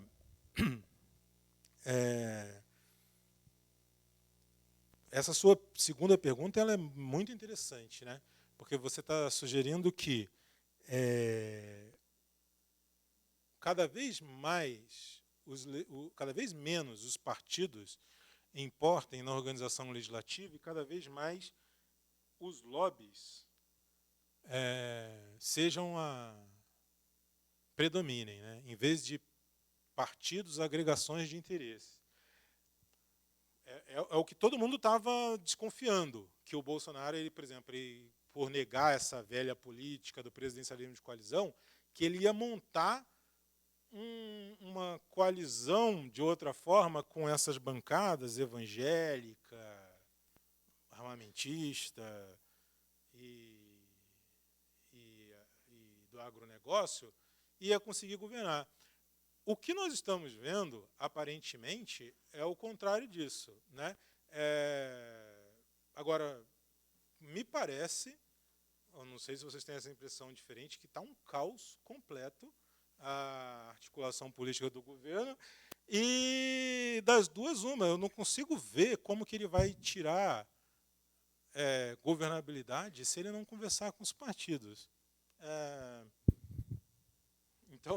Então eu estou assim, não estou conseguindo ver a materialização desse temor de que a gente tinha de que ele ia conseguir governar com os lobbies e não por cima dos partidos. Ele está tendo muita dificuldade por não governar com os partidos.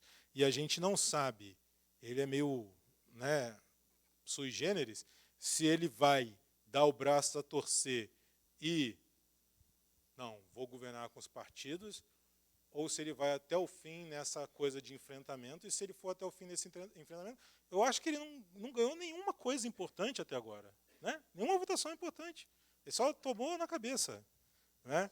E assim cria bastante tumulto, mas não está conseguindo governar. E o grande teste vai ser a reforma da Previdência, né? Mas o problema é que o Centrão gosta da reforma da Previdência. Então, talvez o César Maia até articule para aprovar alguma reforma da Previdência, mesmo que não seja a reforma da Previdência do Paulo Guedes, porque o César Maia quer também, né? Mas, enfim. Sim. Muito obrigado, então, Wagner.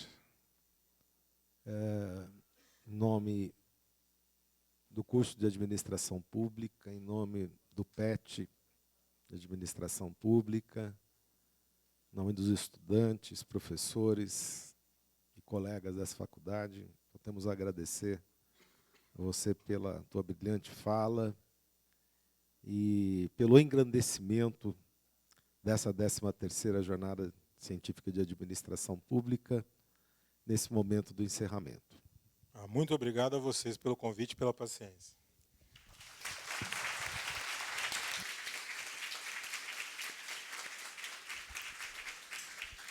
Gostaríamos de agradecer novamente o aceite do nosso convite pela mesa, agradecer aos nossos patrocinadores, ao Grupo PET, responsáveis por organizar o evento, aos staffs, à professora Lucilene